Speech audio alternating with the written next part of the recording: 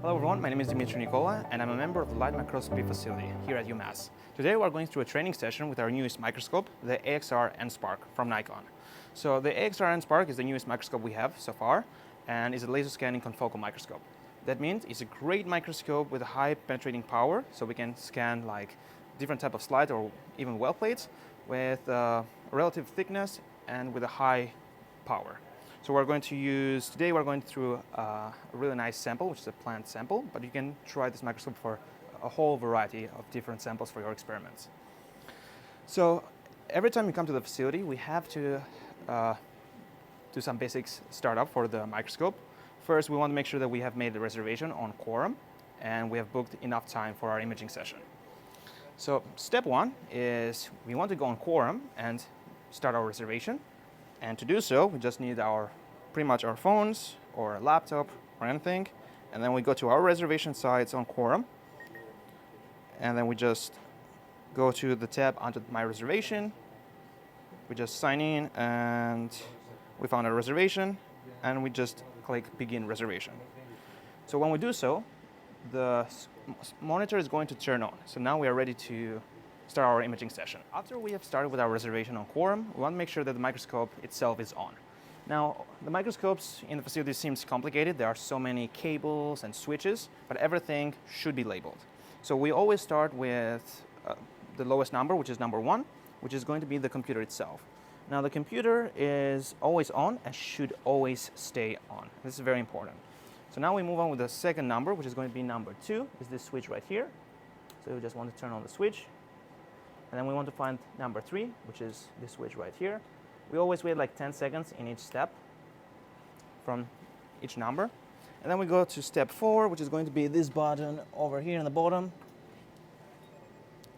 And then the last one is going to be the laser key. So we want to just go and turn the key to the right side and everything should be all set. For this microscope, there are only 5 steps, which is very straightforward. And everything is found on this side. Now that we turn on the microscope, we want to pay attention to the microscope itself.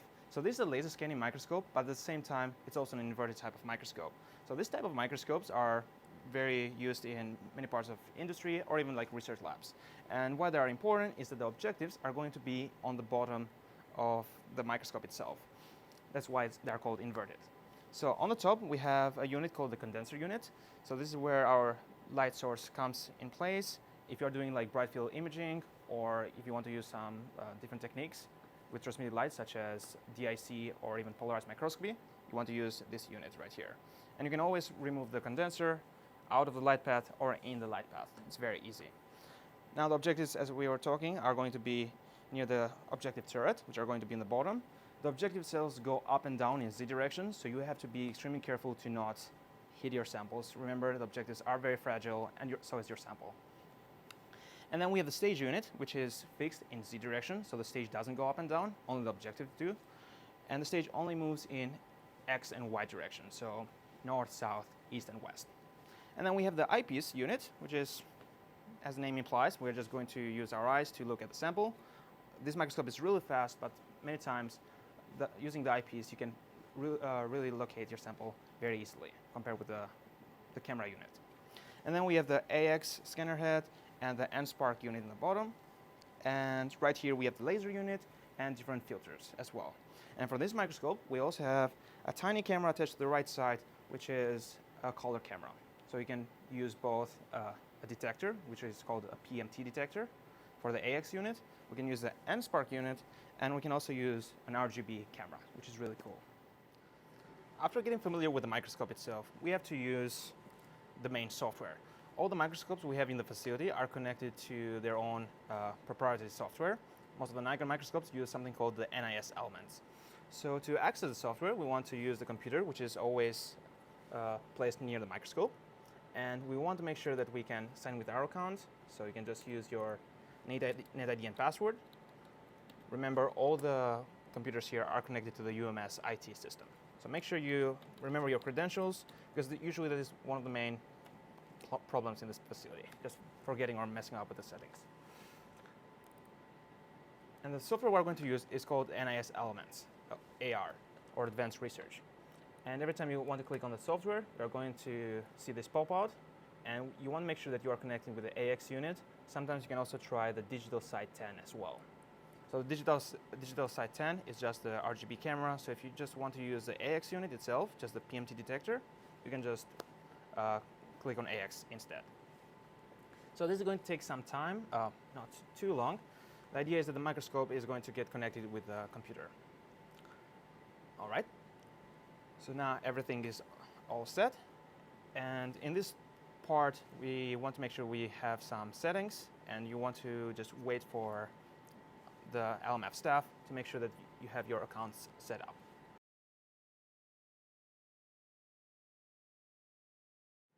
So after the LMF staff prepared the settings for the new users, now we have to focus on the software itself. It's going to be very overwhelming, especially in the beginning. There are so many different buttons to click on, and the easiest way is to divide everything to 3 main sections. So the central section is going to be your workspace. This is where you are going to have either a live image or old images. Everything are going to be displayed in the center part. On the right side, we have our controls. We have different settings, and we can change our objectives, our laser scanning settings, everything which usually call optical configuration, which is a very important term which refers to our main settings for acquisition, such as what laser power we're using or what filters for emission filters. Everything will fall under the term optical configuration. And on the left side, we have our visualization tools, such as the histogram and the LET table. We'll talk more in depth about what everything means. Microscopy acquisition is usually divided in different sections. The main one is going to be localizing your sample, then acquiring your sample, saving data, and then going through data analysis. So for the first step, we want to make sure that we can locate our sample. Today we're going to use just a regular slide sample. It's going to be like a plant-based sample. It's just pine stem. And this sample is placed on a regular slide with a cover slip, which is 1.5 cover slip. It's important to know that you have to be very careful with sample preparation, especially for higher magnification objectives. You want to make sure that you are using all glass and the right cover slip. Usually the 1.5 cover slip is the best and is optimized for the objectives we are using today. And for the microscopes, this type of microscope laser scannings are really fast microscopes. But I always want to do the first step, which is localizing or locating our sample with the eyepiece. So I want to go to this right side of the software, and under the eyepiece, all devices, I can just click on that. And right here, I have different options. So depending on what type of sample you have different type of fluorophore you are going to use. This sample is kind of like fluorescent in mostly the entire part of the spectrum. But if you have samples in the specific channels, you want to make sure that you're picking the right channel for the right acquisition. So we have different options. We have BF, which is bright field. We have DAPI, GFP, and RFP. Everything is going to be under here, and this is what we are referring to as optical configuration. So you can just literally click, and the microscope is going to respond. For the optical configuration, especially for looking at the sample, we want to make sure that we are limiting photo bleaching and phototoxicity. For fixed samples, there's not a lot of phototoxicity because the sample is already fixed. But if you have live samples, you have to be very careful. And photo bleaching is another, I would say like it's a drawback from many laser scanning microscopes because it's a very powerful laser source that can photo bleach the sample and you're losing the intensity values over time. So you want to be very careful, try to limit your laser exposure as short as possible. So one way to avoid it is by using the longest wavelengths for the fluorophores we have in order to look at our sample. In this case, I'm just going to use an RFP channel. So I'm just going to click on RFP channel, and I can focus on the microscope itself. So the microscope right now is on a 2x objective. I want to use a 10x objective to look at my sample. So back to the software, I want to make sure that I'm using a 10x objective.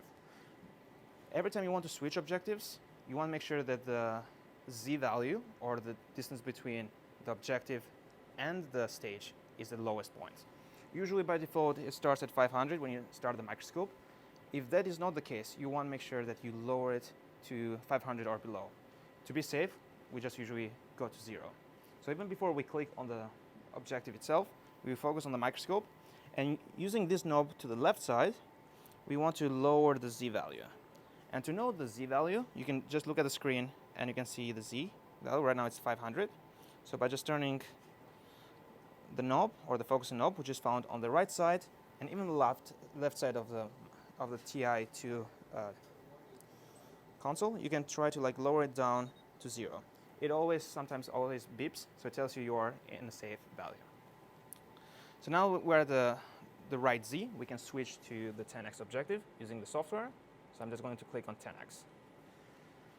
So 2x, 10x, 20x for these microscopes are known as air objectives, so they don't need any extra preparation. If you're using a different type of objective, such as 25x or 60x, they need oil or any type of immersion fluid, such as water as well. So for these microscopes, right now we're going to use air objective, but if you want to use the 25x, you want to make sure you're using silicone oil. And to know which microscope needs what type of immersion oil, you can always go to the software itself, and just by hovering to the objective, you can get some information. So right now we have a 20x, for example, it just says 20x and nothing else. But if you go to a 60x, you're going to see 60x oil. So this is how you know if you need to apply oil or not. 25x and 40x, there's something called SIL, which is just silicone oil, which is a different type of oil that we are using for these microscopes. But for 10x, 20x, and 2x, we're just going to use just regular air, so no extra preparation is needed. Now to place our sample, we want to make sure that the condenser is up. And right now the laser source is already on, just to avoid any accidents, especially it's a class 4 laser, so you want to be very careful by operating the lasers. You want to make sure you just turn off the laser by just going back to the software. And you can click on the solar pad, so we don't have any light coming up. So this is usually what we try to do, but many times I always switch to BF, which is a nice trick.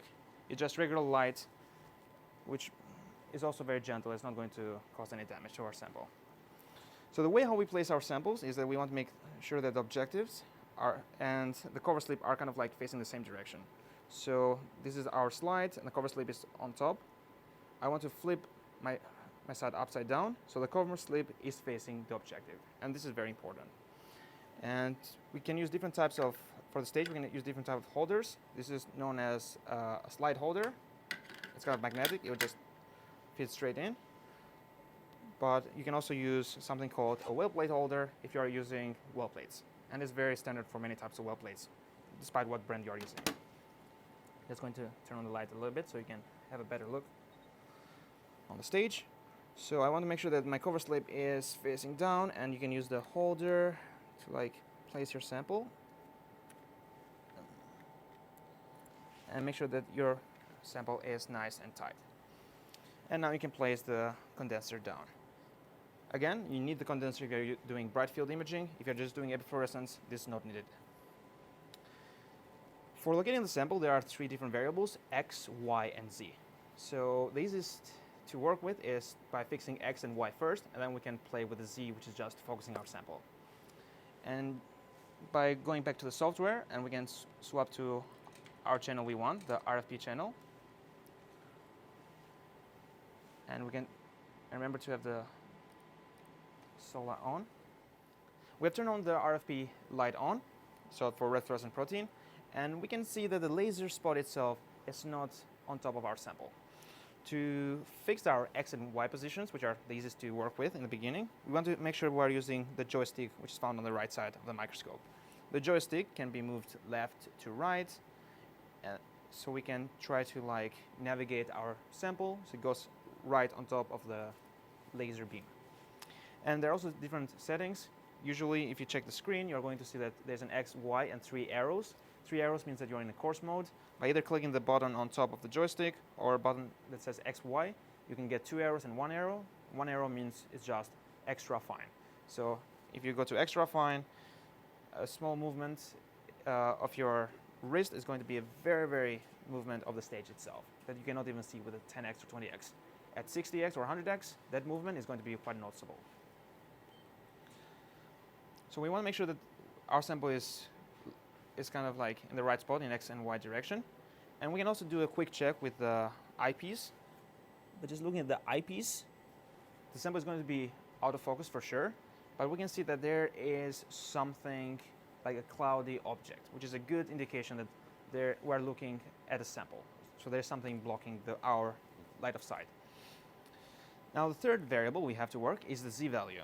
And since we are already at 0, there's only one direction we can go, which is up. So we want to increase our z value, which means the objective is going up and closer to the sample.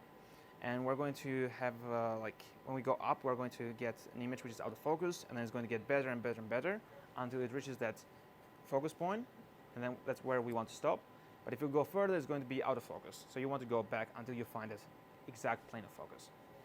So by just using the eyepiece, I'm just looking at the sample, and I'll go very slowly.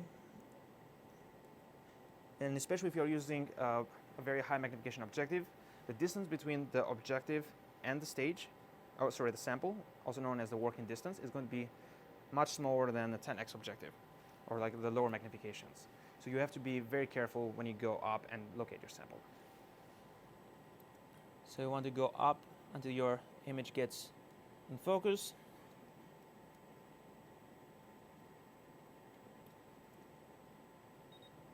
And maybe you have heard a beep. So the beep will indicate that you are close to the sample, and that's what the microscope thinks you are almost in focus. Never trust the microscope fully for the beep.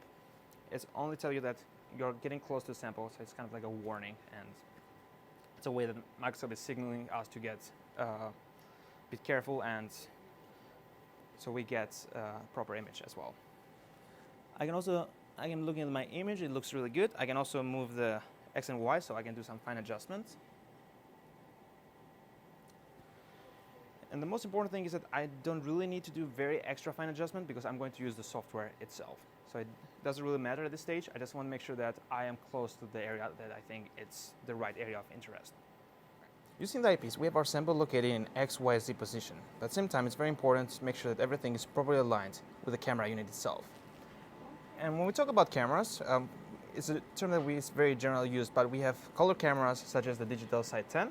But we also have our PMT detector, or the N-Spark unit, which is going to be AX and AX N-Spark. Today we're going to focus mostly on the AX unit, which is our PMT detector. So I'm just going to click on the AX,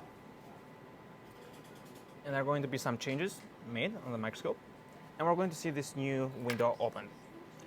So we have our optical configuration on the top, similar to the eyepiece, and we have a little bit more settings than we used to see. So I'm just going to skip this part and this part, because this is just going to be the nose piece, and we're just going to use the same objective, the 10x. So I'm just going to focus in this area here and here. So on the top, I can just click on the optical configuration I want to use, and we're going to use something called a 4-color TD, which is a starter pack. So when I click on that one, I can see that I have different channels. So I have blue, green, red, far red, and TD channel. And TD is just transmitted detector, or just bright field. So everything is highlighted, which means that if I turn on the microscope, like the detector is going to pick up all the channels. Every time I want to optimize a sample, I want to make sure that everything is done channel by channel. So we'll start by the red channel. So I'm just going to unselect everything, and I have only red selected. And we can see only the red tab is open and says red. We can see there's like the color red. Sometimes it's very misleading because we use just pseudo colors. So you want to make sure that you're using the right laser source, which is the 561, and the right emission filter. This microscope has something called a tunable gas detector. And by tunable, it means that you can select a specific range you want, which is really nice if you're using a very special type of fluorophore.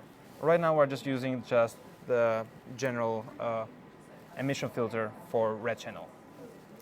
So every time we want to optimize a microscope, we have two different settings. We have the laser power, which controls like the power of the laser. We can use like 10% of laser power or 100%, which is very dangerous in terms of photo bleaching and phototoxicity. Remember, the laser source is extremely powerful, and you have to be mindful about the exposure time. And then we have something called gain, and gain is used to like amplify your noise, which is captured in your PMT detector. You have to be extremely careful in terms of like increasing the gain too much, because it's going to amplify both your good signal, which usually just refers signal, and your bad signal, which we refer to as noise. So you want to have a nice ratio of your good and bad signal, something that is referred as signal to noise ratio. We can start with the basic settings, which is like 3% laser power and 10 for the gain. And let's go and click live. So when I click live, we can capture an image. I can just freeze. And in the beginning, it seems like there's not a really good signal. So I can just click this button first, a button called auto scale right here. and I can see a better image. And I can just go live again, and I want to make sure that my sample is in the right Z plane. So to do so, I can either use the mouse scroll wheel, which is right here, which is the easiest way, or the knob, whatever works best for you. So by going live, I can just use the scroll wheel. I can go up and down until I locate my sample. And I'm going to reach a place then my sample is the brightest, such as this area right here. And then I can freeze. And this sample looks really good. Everything is in focus in both X, Y, and Z direction. So we have a really nice image, as we can see on the screen. At the same time, we want to make sure that we can quantify this image. Remember, when we check our images, we want to make sure that we can run any sort of data analysis, either with Fiji or NIS Elements or any other software, and want to make sure that the computer is going to run a full analysis and capture what we want. So it's very important to make sure that what we're seeing here can be manipulated or can be analyzed by the computer. So we're going to switch to this tab right here on Analysis section, and we're going to use something called the histogram. So by pulling this all the way up, on the histogram we can see a distribution of our signal. So we have an X direction, we have our intensity values. For the PMT detector, this is like a 12-bit system, so it goes up to 4096. If you're using a 16-bit system like a camera, it's going to be like 65,000-ish. So this is also known as a dynamic range. So what it means that for 0, that means that you have almost no photons in that area, and 4095, you're going to have a lot of signal, so many photons.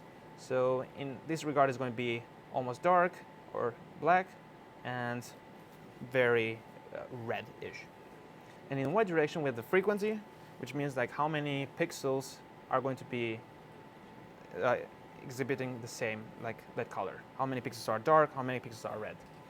So right now we're capturing a very small part of our dynamic range, and usually we want to make sure that we are utilizing most of the dynamic range, like most of the detector, but we're not going over it. So the only way to change the histogram is by changing your laser settings. So you can either increase the laser power, and every time I increase the laser power, I also increase the gain as well. And if I go live, everything should be shifted to the right side. So you can go too far sometimes, such as in this case, the image looks super bright.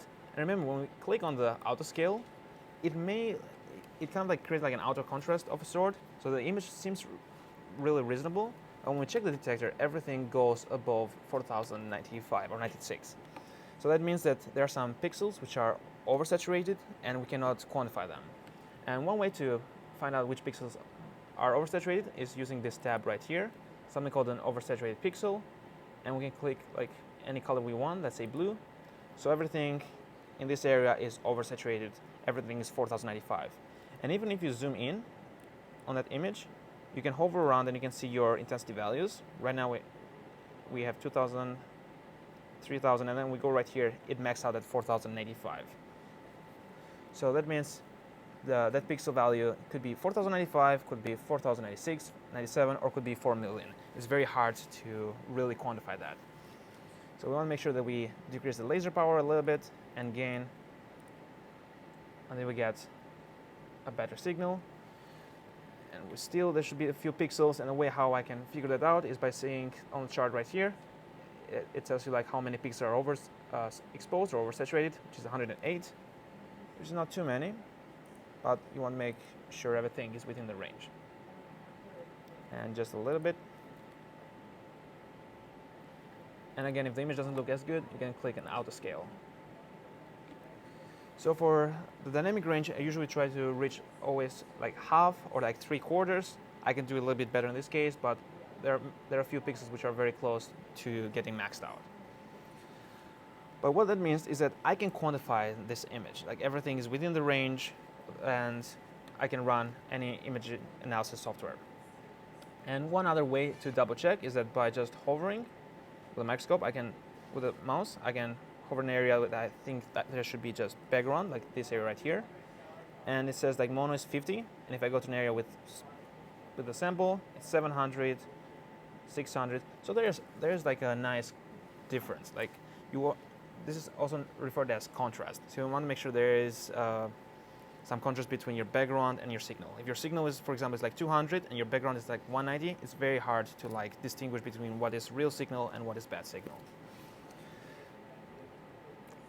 So many times you will also want to like improve the quality, especially if you want to present a poster or like in a presentation or anything. This image doesn't look really good, and even when you are, for example, if you're using a different type of monitor, the screen quality is going to affect how the image will look like. So we can use something else called LUT table, or the lookup table. So you have two different lines. The left line I usually refer as like 0% brightness, and the right line is 100% brightness. And if I pull the y-axis right here, you can see it's the same graph as the histogram. So now if I move the 100% brightness to the left, the image looks brighter and brighter and brighter. So what the LUT does, it just changes the brightness of the pixels for the screen. It doesn't affect your values, so your intensity values are still the same, so nothing has changed. And again, this looks much brighter, and the microscope, like the laser, is off. So you can manipulate that image while the laser is off, and you don't even need the sample to be there. To change the histogram, you need to change the optical configuration, so your laser power and gain. And if you want to remove some background, you can move the 0% brightness to the right, and you can cut some background. Again, you have to be kind of mindful about your histograms, because you can also exaggerate.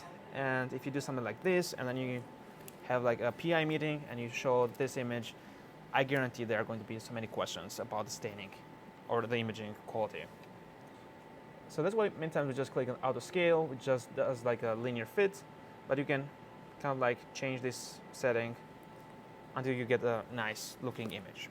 Remember, when we do like image analysis, we don't really care too much about how good the image will look like. Well, we do care a bit, but what we want to make sure is that, can you run image analysis? Can the computer tell the difference between like the regions when you have signal and when you don't have signal? So in this case, we can also add up different channels as well. So right now we're just using a red channel, but I can also add a green channel, which is very easy, but just going right here, click green, and we have a new tab. Again, every time you want to optimize channels, I do it channel by channel. So I will turn off red for a second, turn green, and I can use the default setting, or I can start very low. Let's try very low first. And again, this image, it's fluorescent in the entire part of the spectrum, so it looks pretty much the same. So I can increase the laser power. I can do this adjusting even live, but again, be mindful about your time. You don't want to like photo bleach your sample. And I can just freeze right here. And again, I want to check the histogram. Again, I have a single pixel which is oversaturated, which is not going to really ruin your imaging, but you can just lower your laser power just to be on the safe side. And I'll go live, and everything seems good. And this is also optimized.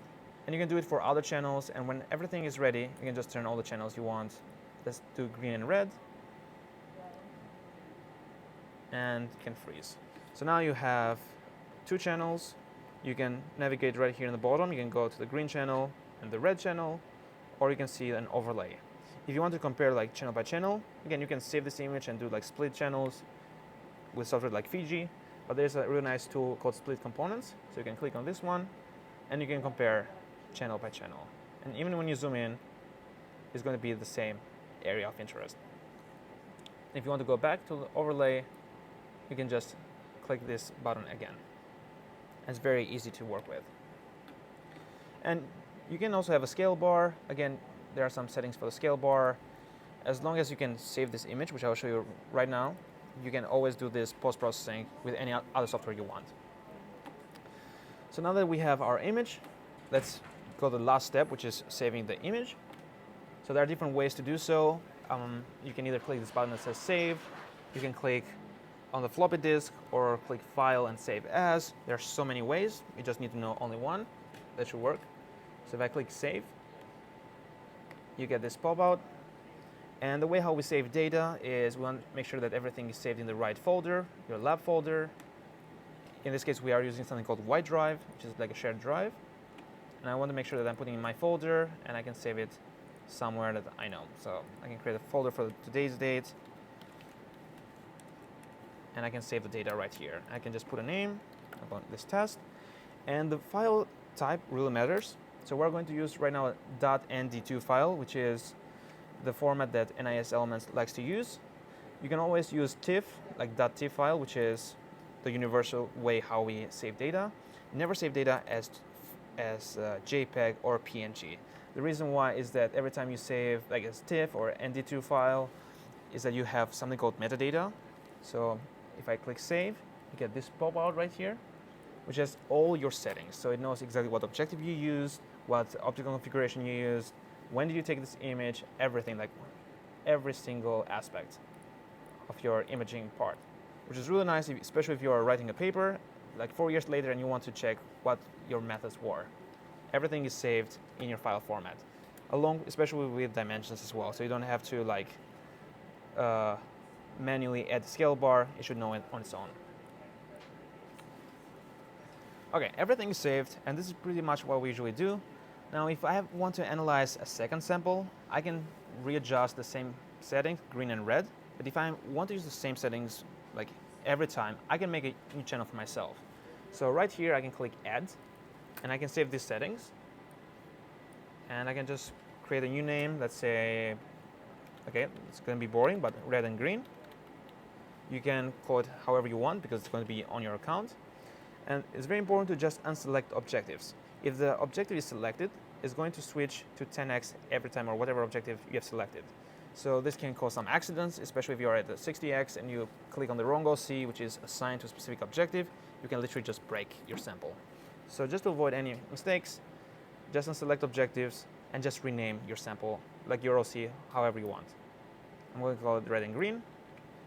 And now I have a new red and green channel, which is already set up for me. So the next time I want to use a microscope, I don't have to start over and fine-tune the setting, hopefully. I can just go and click on red and green and everything should be fine.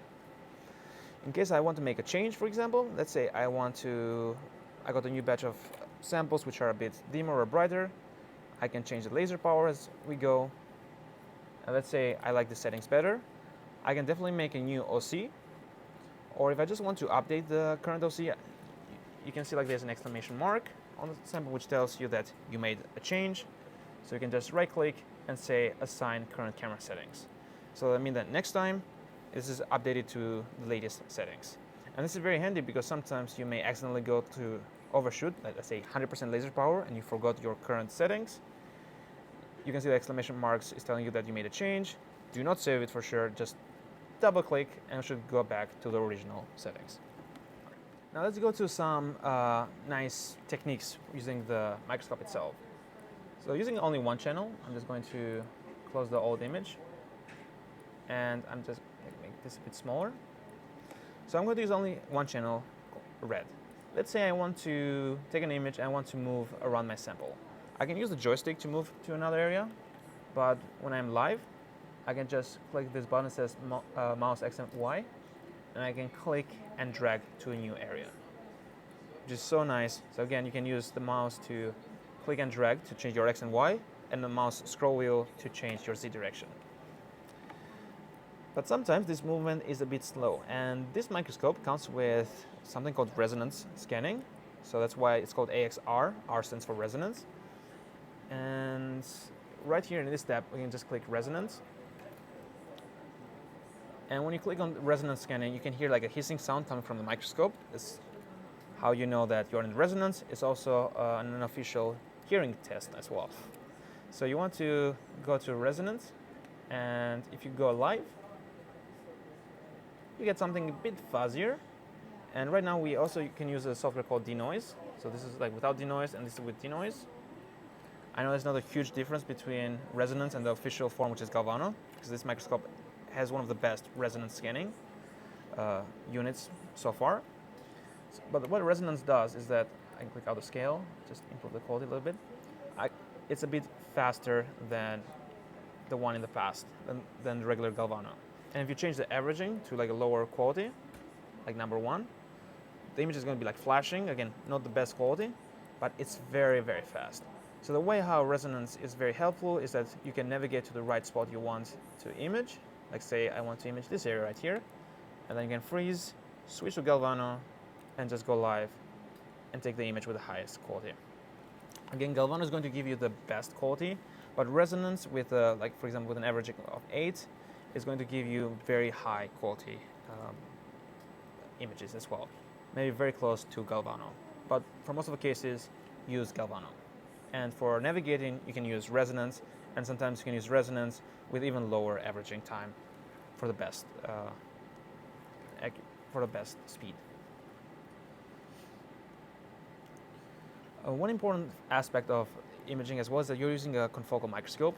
So there's something called the pinhole. Usually we want to have the pinhole in the lowest settings. Right now it's like 1.1, you can keep it as 1. But if you open the pinhole too much, then you're losing some Z resolution. So you always want to keep at a very low, because this is the main reason why you're using a confocal microscope. So usually these are the main operations we do with the microscopes, like we take images and so on. We try to usually do like multi-channel images, but sometimes we want to do like some more advanced techniques. For example, like Z-stacks or time-lapse and so on. And everything is done with a specific type of tab known as the ND acquisition, which is found right on the left side. It's very hard to see, but on the left bar there's something called ND. And in my case, it's by default in this side, but I can move this to the center.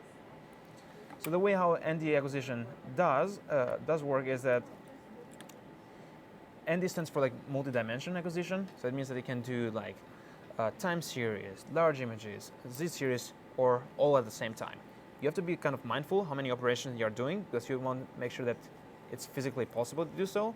And at the same time, if you have a very large file, it's going to be hard to do data transfer and even image analysis. So again, and also time. So step 1 to use the ND acquisition is that you want to make sure that everything is saved. So make sure the save to file is selected, and you can select your file path and your file name. So you can, in this case, I can just call it test or test February, something like that. And the file format is ND2 format. So this is step 1. So we want to make sure everything's saved. So whatever you're doing, whatever operation, everything will be straight to your file.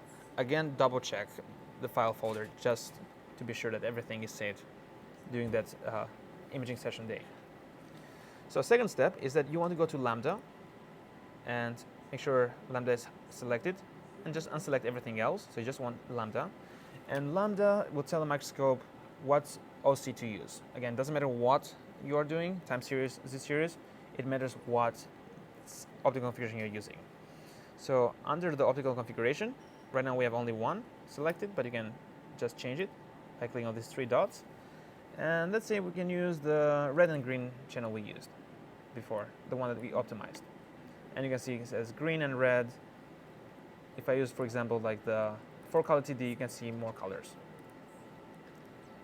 So I'm just going to use the green and red I made. Okay. So we have our Lambda set up. So we have a green and red channel. Now let's do the first operation we want for the day. So let's start with a large image. So large image, as the name implies, is going to be a really nice large image, which is done by taking different images and then stitch them together as one. So I want to make sure the large image is selected, and I can go to the scan area. So there are different ways how to perform a large image. My favorite one is to select the fields of view. So right now we have X and Y, and we have 2 by 2. So that means that the microscope is going to take a 2 by 2 image. At the same time, you can also go here and select like size-wise. So if you want like 6 by 6 millimeters, but again, there's going to be some calculation from your end, and this is much more easier to work with. So I'm just going to do a 2 by 2. You can do a 3 by 3, 4 by 4, or even you can do like 5 by 1, or whatever region you want to acquire. So 2 by 2, the way how it works for the microscope is that it's going to use the last current position as the main area, and it's going to take an image top left, top right, bottom, and stitch all of them together. So I want to go live and want to make sure that I am right in the center of the image I want to acquire. So somewhere here. And again, it doesn't matter that I'm using resonance scanning, because again, we're going to use Lambda, so we're going to use the channel which has all the settings saved. And remember, every time you make changes to that OC, and if nothing is saved, the microscope is still going to use the old saved data. So whatever modification you're making, make sure you save them if you want to use them for large image or whatever operation in ND acquisition. So for large image, we have 2x2 all set, and now there's something called an overlap. Usually I go for higher overlap, like 20, 25. So what overlap does is that when you take an image side by side, if you just do like no overlap, you get like a dark bar, so you get like a crosshair effect. So usually you want to get like an overlap, so you get a much smoother image. If you go with an overlap of 99 or 100, you end up with the same image, so you have to be kind of careful. And it's kind of like trial and error type of situation. So let's try 25, test our luck. And when everything is ready, double check that only lambda and large image is on.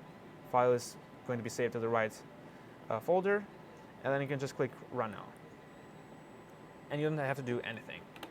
And when Run Now starts, you also have this ND process, which tells you like what it's doing right now. I also give you like a time lapse. Sometimes also give you a timer.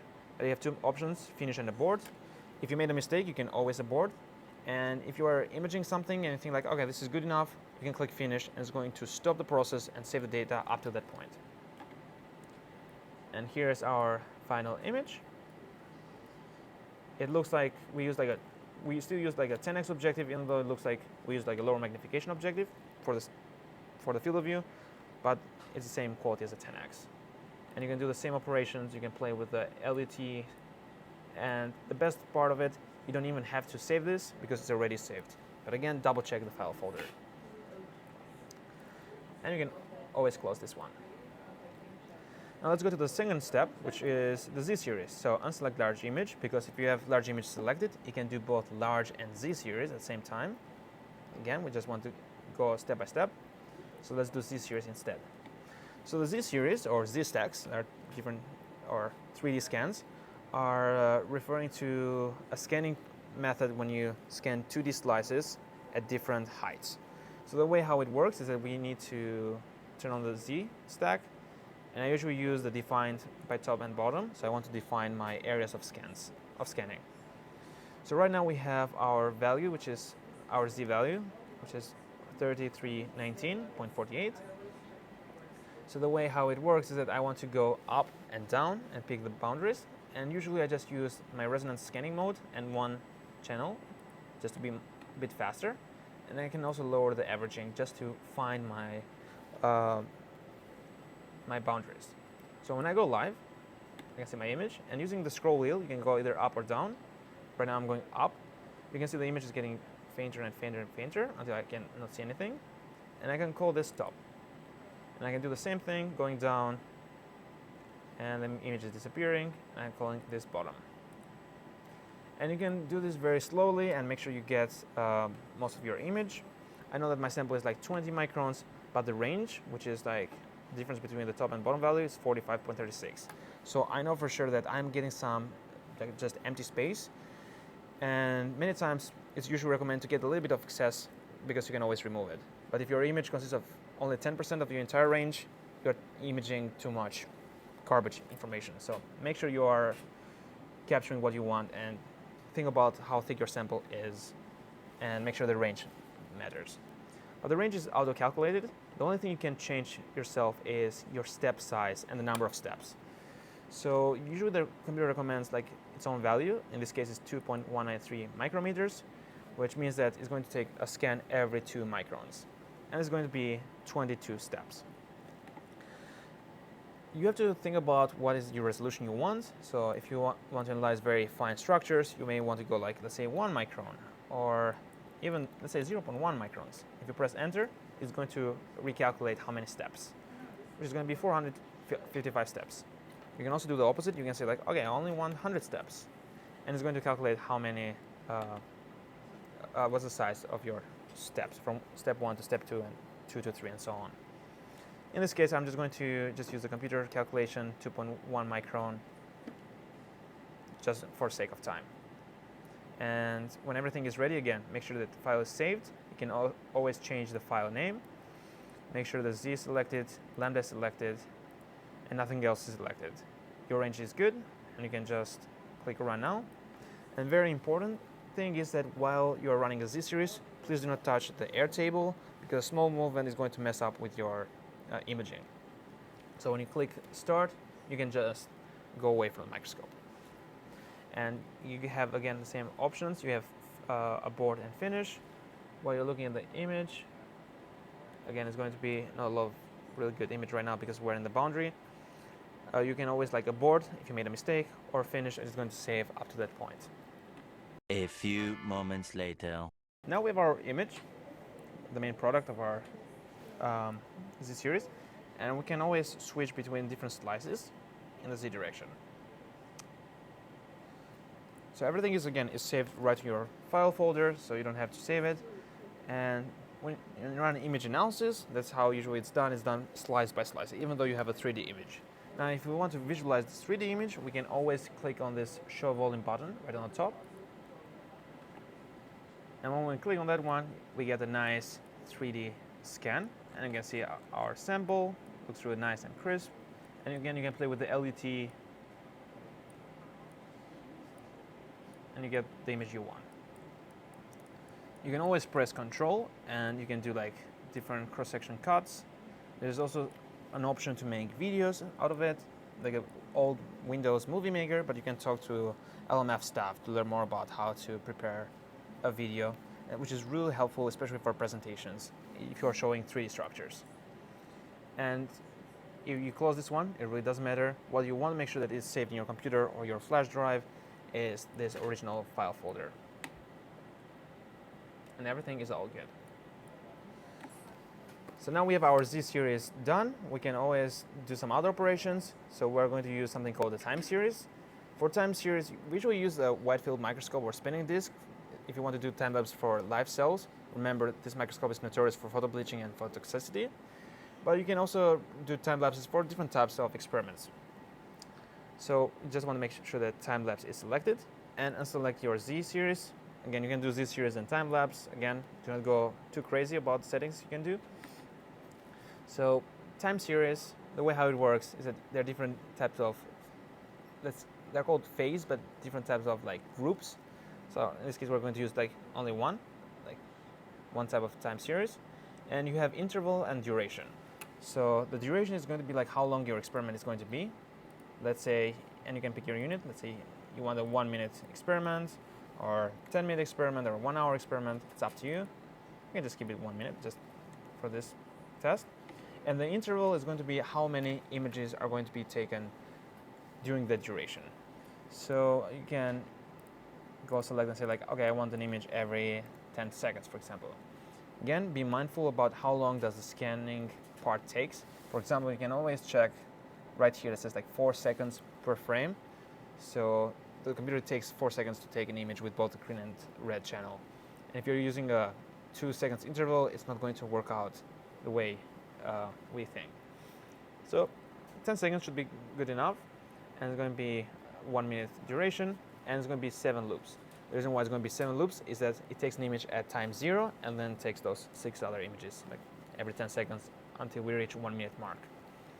And you can always add a different phase as well. For example, you want to do like a 1 minute interval every 10 seconds and another 1 minute interval with 5 seconds. You can always add more as you want, and you can always remove using the X symbol right here as many phases as you want. In this case, we're going to keep it simple, just phase number 1. And I'm going to click Run Now.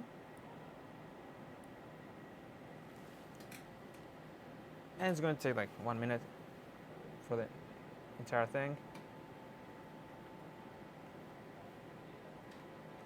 And in this case of the sample, nothing is going to change because it's going to be, it's a fixed sample, so nothing is moving, nothing is bleaching that fast. 1 eternity later. So we have our time series done, and we can just move it right here. We can always go like, you can see instead of Z, we have T series now. And again, nothing is happening, but you can always play it as a video. It's going to be really fast. And you can also click this button that says R, which is the real time. This is going to be every 10 seconds. Again, there's nothing changing this video, but for different type of samples, you can see more activity happening. And the last settings is called X and Y. You can literally create different points. I'm just going to erase the old points from last experiments. So if you go live, and you can select an area, for example, somewhere here. You can add that as a point, then you move to somewhere else, and you can add that as another point. And then when you go run now, it's going to take an image to 0.1 and then 0.2. So you can combine that XY with, for example, like Z series or large image, or even time series, or all of above. Again, be mindful about what you're doing. And one good thing about this computer is that you can always dock the ND acquisition to the left side, so you know it's always going to be on your left side, and it usually remembers the settings from the previous imaging session. One issue you are going to have with NIS elements is that there are going to be so many windows open, and you don't know which window you are currently looking at. So make sure you close everything after you are done, or you can click on the Windows setting and click Close All. So everything is removed from your screen, so you can just go live and then start imaging again or move to a new sample. One nice trick about this microscope is that we can use something called Nyquist, which is really good and something we can use for many microscopes here, especially laser scanning microscopes. So right here we have the scan area, and we're using a 1024 by 1024 scanning. That means that the X and Y axis is going to be 1024 and 1024 pixels. We can always double that. We can go 2048, which is a higher resolution image. But one important thing is that we can use something called a Nyquist. So what Nyquist does is that when you click on the Nyquist button, you get a tiny square. And that tiny square has the same resolution as the big one. So that means that it has like 1024 by 1024. So if I go live, you get a very up-close image, the very high quality, which looks like you use a higher magnification. Like we use like a 20 or even higher magnification objective, which usually means that I have to apply an oil immersion objective, which is kind of very annoying. But with Nyquist, you get really nice quality image, even though you're using a 10x objective. Again, the 10x Nyquist doesn't compare with 20 or 40x, but it's a really nice trick to use. And you can always move the Nyquist square to another area. You can move it and right click, and it's going to be saved. But usually the best way how to perform Nyquist is just click Max POV and click Nyquist and keep it right in the center. And you can always save a new optical configuration to have Nyquist attached. And again, to go back to the regular field of view, you can click Max FOV, so Max Field of View, and you are scanning the entire sample. That's a very nice and niche way that this microscope can do it, and it saves some time, especially switching from a 10x to a higher magnification. And again, you can do Nyquist with all the objectives. You can even do like a 60x with Nyquist or 100x with Nyquist. Again, you're going to the boundaries of what we can see with light microscopes, but it's doable. This is pretty much what we usually do in our daily operations with the acquisition part. Again, please try to use the microscope here mostly for the acquisition, because we can run image analysis with other softwares, and we have different tools for that. So when you are done, make sure that everything is saved in your file folder. So remember that we are not responsible for data loss. So always make sure you back up your data. The computers are connected to the internet, so you can either use your Google Drive, OneDrive, or any other type of software to upload your data, or you can just plug a USB drive or your hard drive to the computer directly, and make sure you get everything saved. And again, when you're done, make sure that everything is off, and you can just close the software. And if you're using some settings in the past, make sure everything is saved before you close the software. And that's pretty much it. Always make sure you sign out from your account, otherwise the next users may use your account by mistake and may mess up with your settings. So make sure you always sign out and you go to the lock screen. Now that we sign up from our account, we want to make sure that we turn off the microscope itself. First step is that make sure that you get your sample. So never forget your sample in the facility.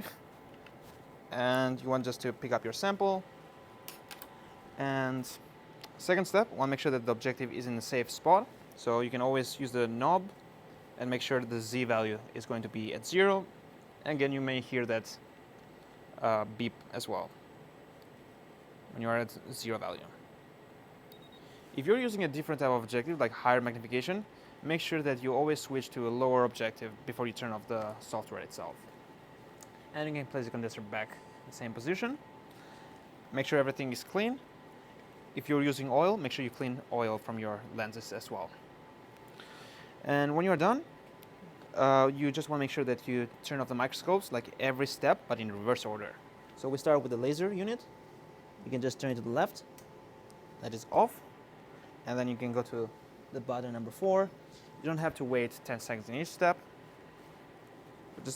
For just step 4, just make sure the light is off. So you can go number 3, number 2, and number 1 is the computer itself. So it should always stay on. What you want to make sure is that you go to your phone or your laptop and you just sign out from your account. And by signing out, I mean you have to end your reservation and the screen will turn off. Make sure you end the reservation, otherwise you'll be charged for a longer time, even though you're not using the microscope, and you cannot let others to use the microscope. So be mindful about your reservation time. Make sure you just begin your reservation and you end your reservation at the right time that is scheduled on CORUM. Hi guys, thanks for watching the video. If you have any questions about the techniques discussed here today, please feel free to reach out to us on Teams at LMF staff or in person at LSL S531. Happy imaging!